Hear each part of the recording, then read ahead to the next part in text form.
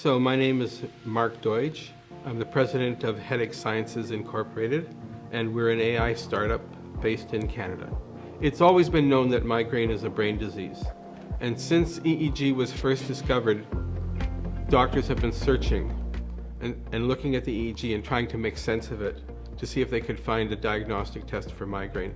We looked into this, we found that this has been going for 85 years. And basically, the EEG signal is probably one of the most complicated signals in the world. And just looking at it, you just can't make sense of it. And so basically, it had to wait for machine learning. Essentially, what we do is the patient would appear at, let's say, an ordinary medical building, and the EEG lab would be manned by a technician. And the technician is not a machine learning specialist. They would apply the electrodes to the scalp, and then the amplifier would be turned on, and then the brain signals are recorded in the traditional way. And then the signals would then be transmitted to a central signal processing facility where the analysis would be conducted and the algorithms would be applied. After that, a report would be issued by the doctor. So we've raised about $400,000 in cash and then about $600,000 in kind. And in order for us to get to the next level, we needed 1.5 million US. We don't see a big FDA risk because EEG is already known to be safe. We don't believe that we have a major market risk because there's a billion people with migraine. So we believe that this whole thing can be quite revolutionary. Migraine is misery, and it's the #2 cause of disability in the world, largely because it strikes down women, at a relatively young age. When a father hears that his daughter is having some nasty headaches, instead of waiting years, and it's often to get a proper diagnosis and letting the disease percolate, it could receive early intervention.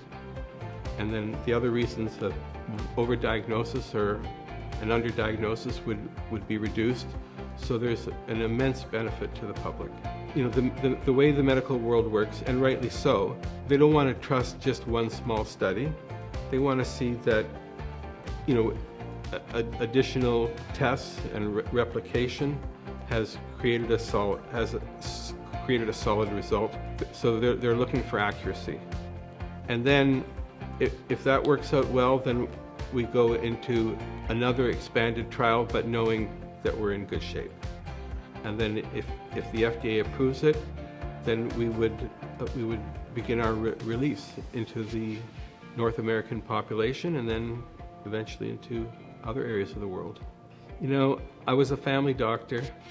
If you're a family doctor, pain is a big part of your practice, partly because the patients just keep coming back and back.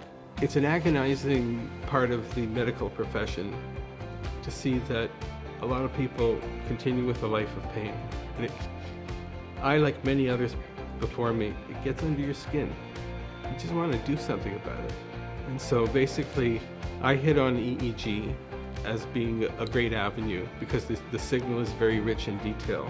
I began on this path a long time ago, and there have been ups and downs, but at a certain point, it started to come together, where we're starting to get good results.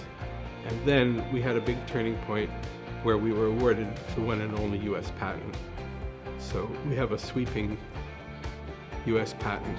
So with those building blocks in place, I felt there was the basis to really go full out, to try to make it into a living, breathing reality.